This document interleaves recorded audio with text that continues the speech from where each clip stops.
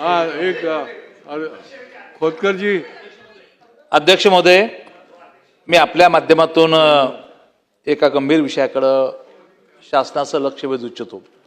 अध्यक्ष महोदय, गेल्या 2 दिवसापासून राज्यातल्या धनगर समाजाच्या वतीनं माननीय दीपकजी बोराडे यांच्या नेतृत्वामध्ये आझाद मैदानामध्ये आंदोलन सुरू आहे.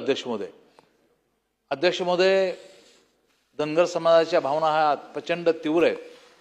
मधल्या कालखंडामध्ये जालन्यामध्ये आंदोलन झालं.